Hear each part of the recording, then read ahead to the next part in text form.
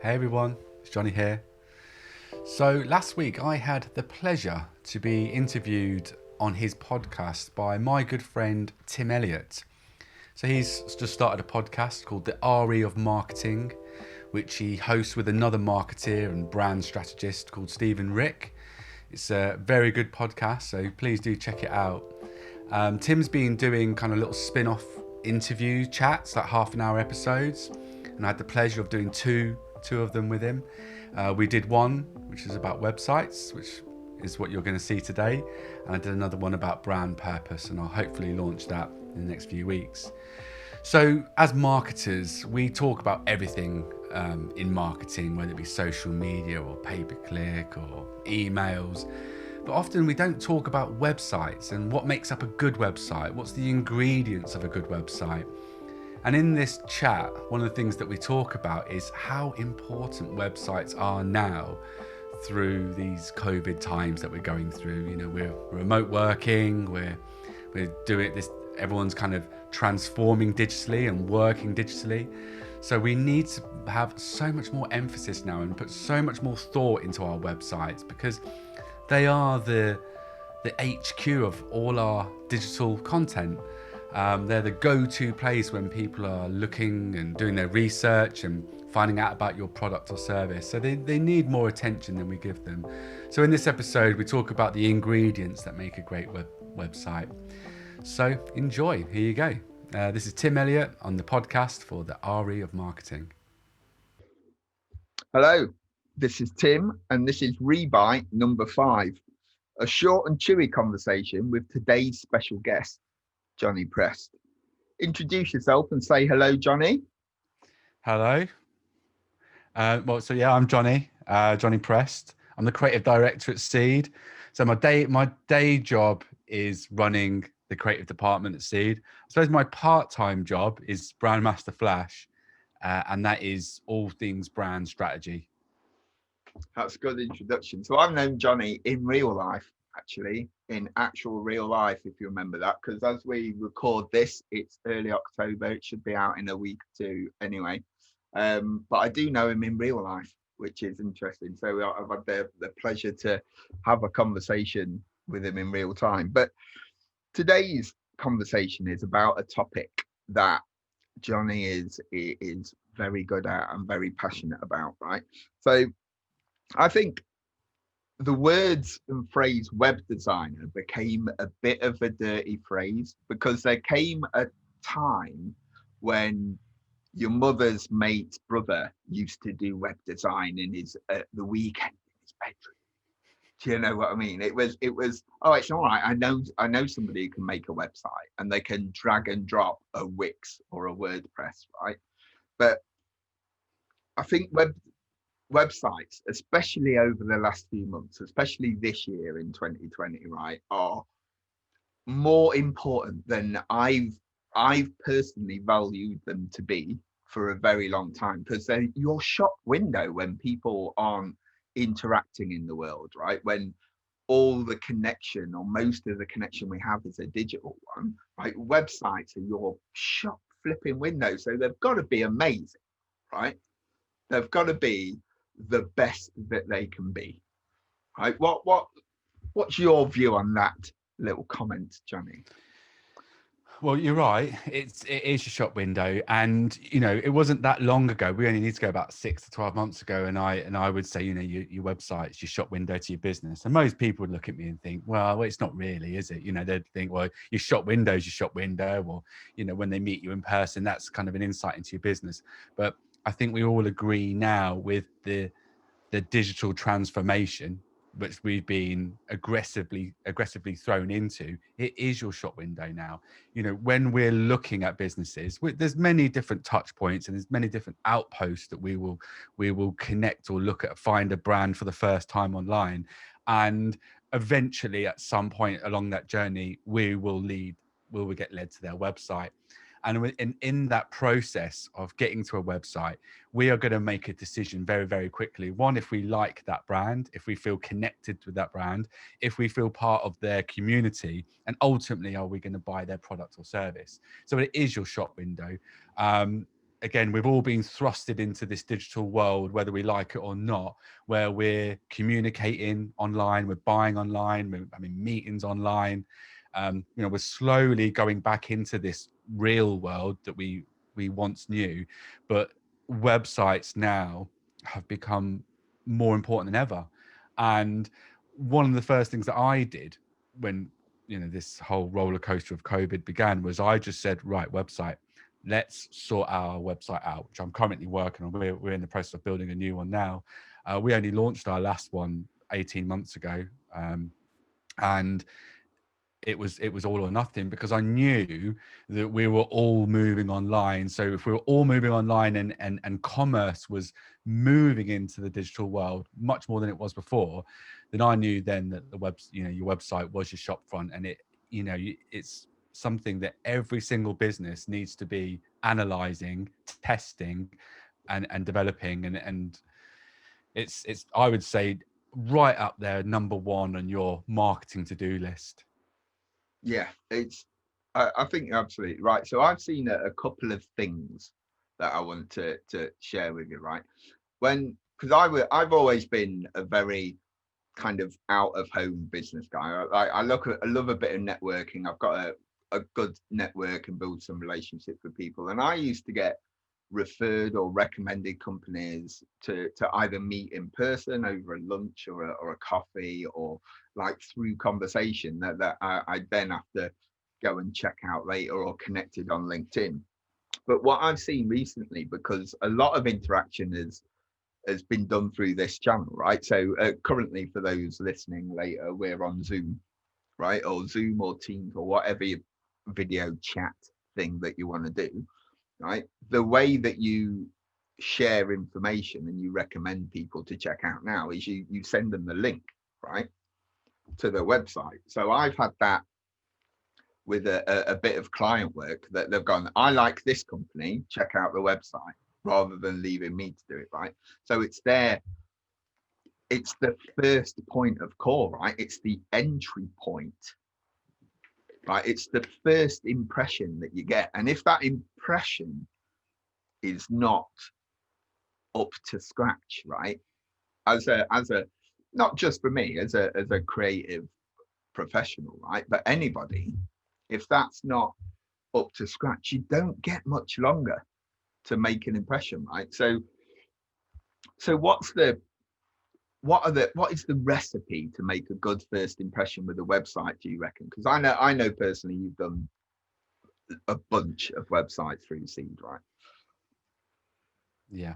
Well, just to go back to your original comment about, the time that you've got to impress someone, you only need to analyze your own consumer behavior to realize actually how important websites are.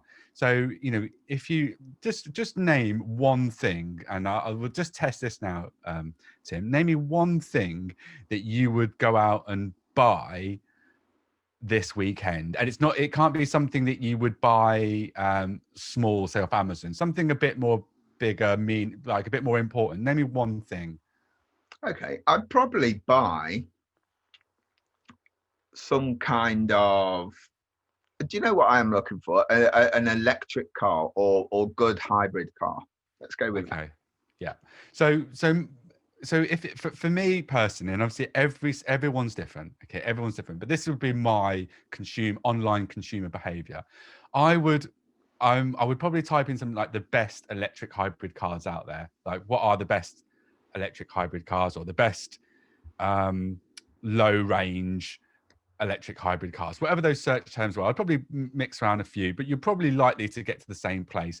And it will be a load of comparison websites that would go through the top 10 in your price bracket. I'm sure your price bracket would be much higher than mine. You'd be looking at the elite the elite cars. I'm But shaking my head. yeah.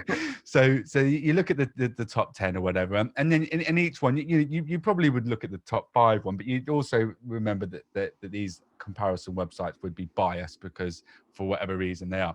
So you do your homework first. So first things first, you've gone onto Google, and there's other types of outposts that you would search, but in terms of social media or other things, but normally it would be Google. if that's your preferred search engine, which I'm sure it is. And then you'd look around, and then what would these websites do? They would be backlinks to the actual company, the website that sells them, whatever these car brands are, and then you would start diving a bit deeper. Okay, but when you arrive on these sites, you literally will be looking at, there'll be a matter of things that you would be looking at, and this kind of leads on to your recipe. Now, the four main elements of the recipe of a website: function, science, and emotion. Okay, so these are the four things that you're absorbing without really noticing. Okay, so let's go through form first. So form is design, and these aren't in any particular order, by the way. They're Yeah. all, I would say, equally important. So form is the design. We might call it UI, user interface. You've got the content, so not necessarily the text and stuff, but the images that that they've been using, the photographs of the car, the media, it'd be the video. So form is aesthetical. It's the image of the site. So remember, we are judging that brand visually on its identity, on its brand identity, but in the way that it tells its message, it tells its product or showcases its product through visuals. Okay. Then we're looking at function. Okay, so functionality is probably the user experience. It's the speed of the site. It's how robust it is. um, there's other things behind the scenes which aren't you not that important as a viewer or an audience, which is the functionality in terms of the security, etc. But let's look at it as how easy is the site to use, and can I find the thing that I'm looking for quite quickly? The car that I'm looking for, does it tell me enough about the car, whether it be, you know, the kind of features and functionality that I'm looking for? Okay, then there's science behind the website. So the science is, how was I led there in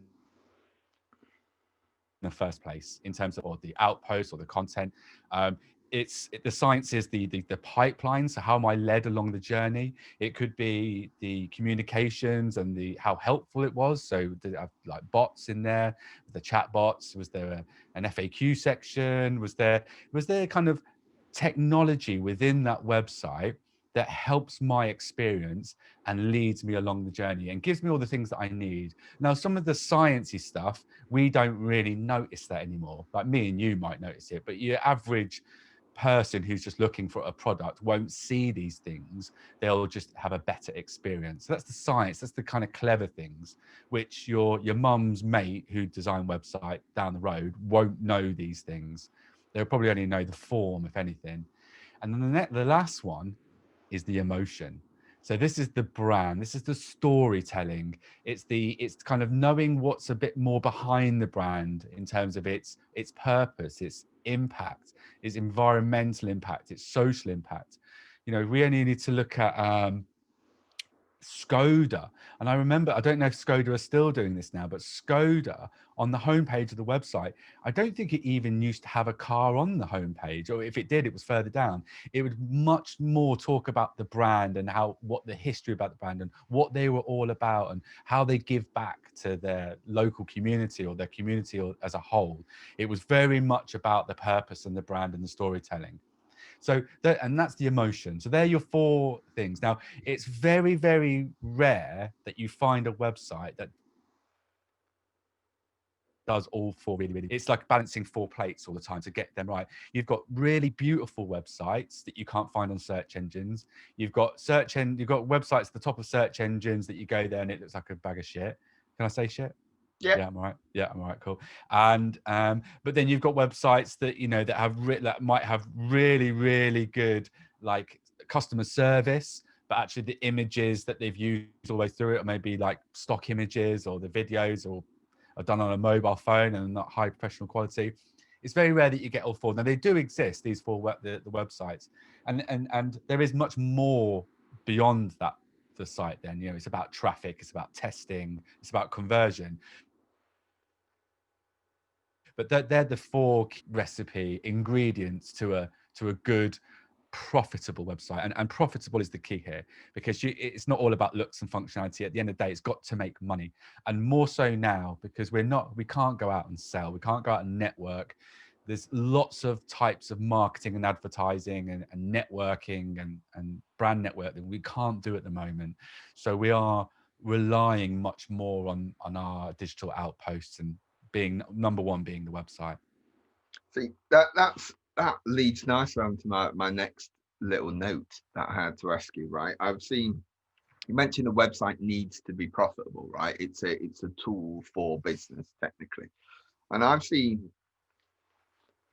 quite over the last few months there's been a lot of disruption for traditional businesses, right? Over the last, I don't know, 5, 8, 10 years, business has been good, right? The economy has been good. We've been in a good place across a multitude of industries, right? It's been good pickings, I would say. But COVID has happened, and I know a lot of traditional industries. Let's look at construction, engineering, maybe even professional services consulting that have seen their main business model like stop or be severely hampered because they can't deliver what they want to deliver in the traditional way, in the way they've always done it.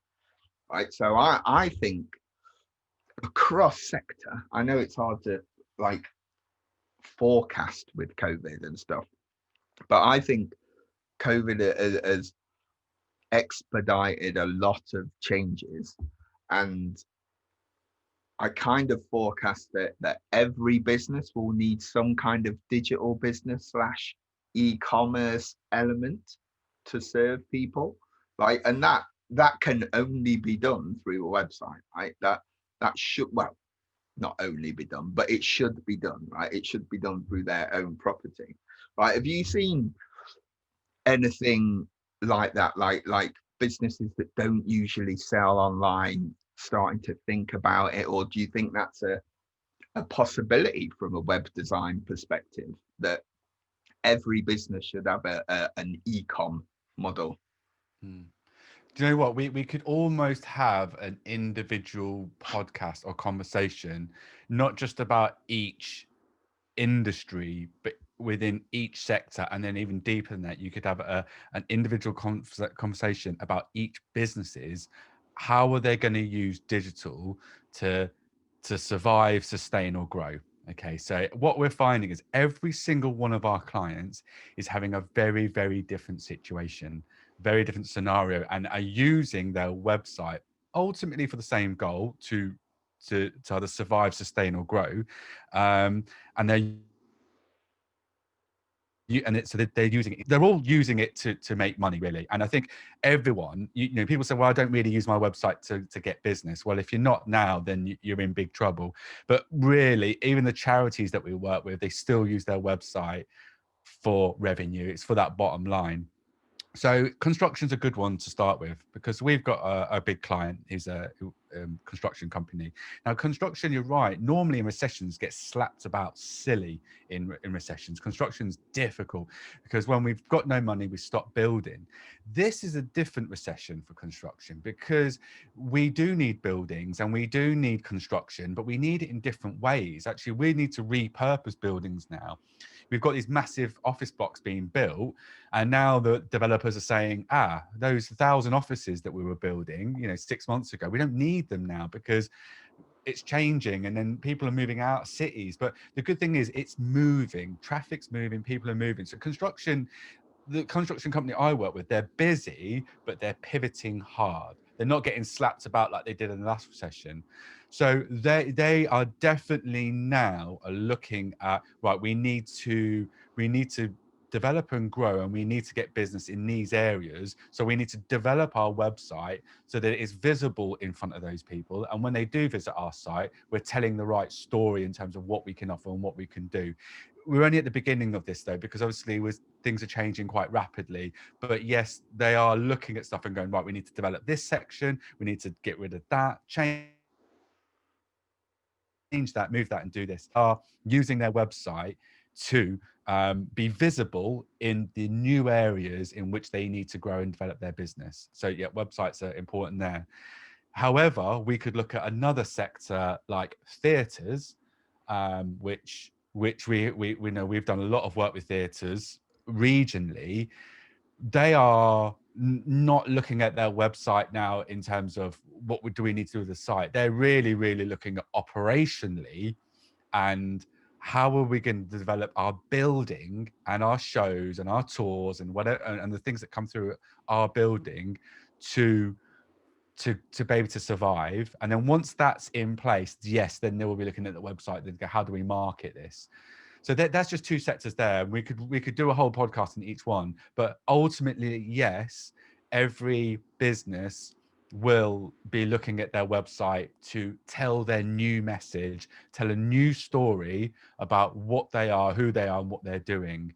But again, it's so complex, mate. It really is, and we're having such different conversations with so many of our clients. And as a marketer and as a company that builds websites, it is quite exciting. And it's horrible to sort of talk about this time as exciting, but as a marketer, it is an exciting time because there's every company that every client that we've got now, we're really having to really think and innovate and be creative in the way that we're telling about their products and services, about who they are, what they do, and it will always, all roads will lead back to the website, and then all roads from there lead back to brand strategy. Yeah, I think you put on a couple of things that have been mentioned in previous episodes of either rebites or the long form rethink episodes with Steve.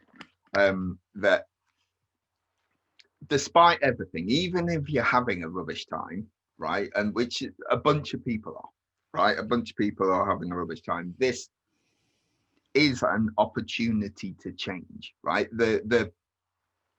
The market, the world, the mindsets of the people you serve are used to currently changing. So if you've got to do a big change, right, if you have something that you were thinking might be the future of your business, now's the time to kind of seize that opportunity. And that's why for people like me, people like you, Johnny, and your and our creative industry, we're there to help people look forward and look around different corners, right? We're the creative ones that will help them do that if they've not done that before, or will show them the way like a compass. But there's definitely an opportunity to change if you have the idea that's good enough. Like I've seen, just when an engineering company in Bristol I did some work with before, that got massively hit, right? They lost, I think, 83% of the business in 3 days,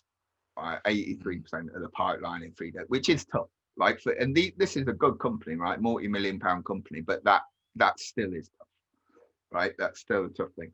But they looked at what else are they good at, right? What else have they got? What resources have they got? And they had a development team in house, a bunch of coders that had built an innovation software just to help them manage projects and stuff, go from idea to project to output, right, in the innovation. And they've spun that out within 7 weeks as a software product. Wow. Right. And it's beautiful because they've been working on it for 13 years. Like, it's a good bit of kit. They've got real, they've got 60, 100 people of engineers testing it every day, like working on it. It's a beautiful bit of kit. But that was, well, they've prototyped it themselves, haven't they? They've used it themselves, and they've just put it out there and let their first row of customers test it. They've been using it themselves, and that's how a lot of software does come about. Really, it's done in house, and then they roll it out. But like you were saying, what businesses need to do. Again, and I'll probably say this about 10 times through this conversation. Like, every business is different, and they're in a different situation. So you've got like the top tier of businesses, a lot of them based in retail, maybe tech, industries that are thriving at the moment. They're just doing their thing and they're growing and they're doing well. They've got their own challenges in terms of movement, staff, logistics, all the other operations, but their business model is solid. I would say you've probably got about probably about between 50 and 60% of industries that it's an opportunity to be better. It's an opportunity to think differently about what they do. It's an opportunity to improve. It's an opportunity to innovate what they do and pivot. And there is an opportunity to do the things that they should have done a long time ago and start doing it now. I think I can't remember where I heard it, but it was someone said that every company now needs to be a tech company. It might have even been you. I can't remember. I don't remember. But it was every company now needs to be a tech company. So everyone needs to use technology to disrupt, to improve, refine. We need technology now, and that's what that company that you mentioned have done. That they've used their technology in-house that they developed, and they've used it as a business model. So that's like the 50 or 60% there. And then you've got the kind of last sort of 20, 30, 20% who are really, really scratching their heads and are in a really terrible, position. And I've desperately feel for them. I really, really do. And it's any kind of industry that is the business model is based around crowds of people socializing, all the fun ones, really, all the fun things, the theaters, the bars, the clubs, the live music venues, the sports, the things that we do for leisure have really, really been hit. And they're not just being hit now, they are continually being hit, and they're going to be hit for a long time.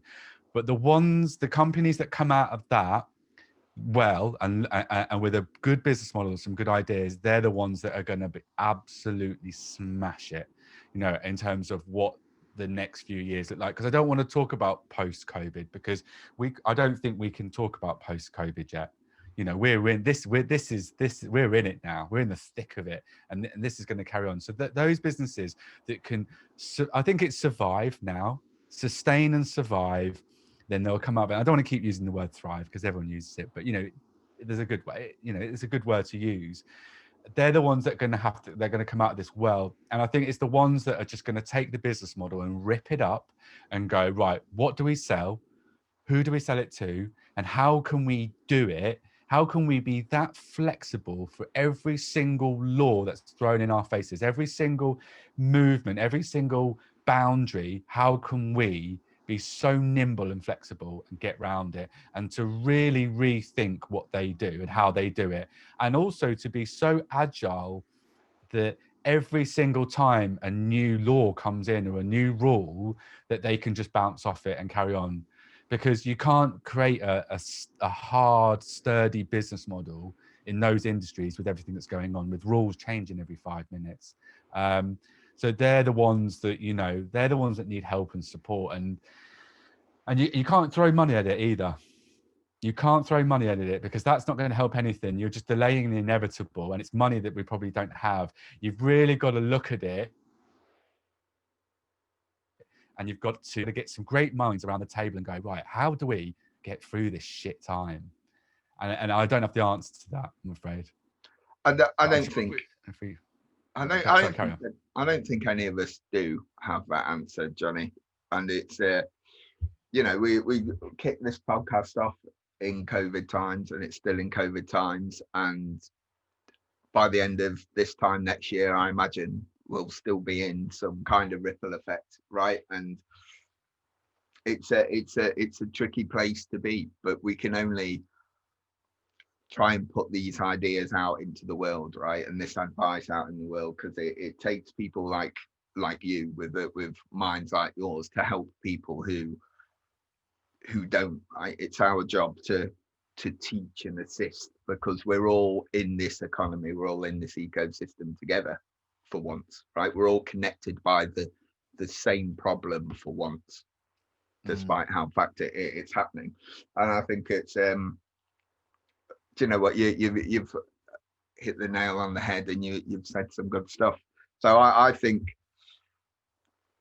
for the sake of longevity, we've probably covered a good portion of this for the part one of Johnny's episode. There will be more parts to come, but for the sake of looking at websites and the importance of websites just today, just as we sit here today, I think we've done a great job. So I'd like to thank you, Johnny, for joining us for this little episode, and you will be back in part 2 very shortly.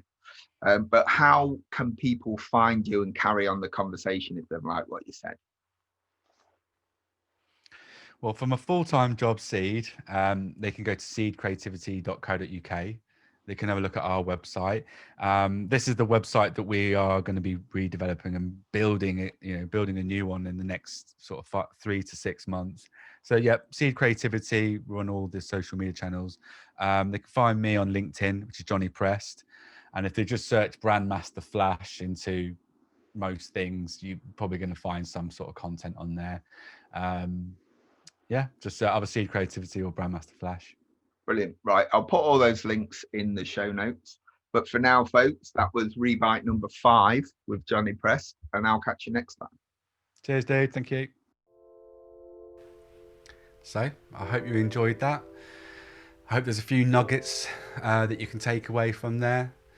If you are looking to develop your own website and thinking about, this is the time that you want to redevelop it and potentially rebuild your website, please get in contact, get in touch. I'm happy to talk through some of the points that me and Tim discussed there. But yeah, I hope you enjoyed that little chat. As always, remember, be useful, be kind, and I'll see you all soon. Bye-bye.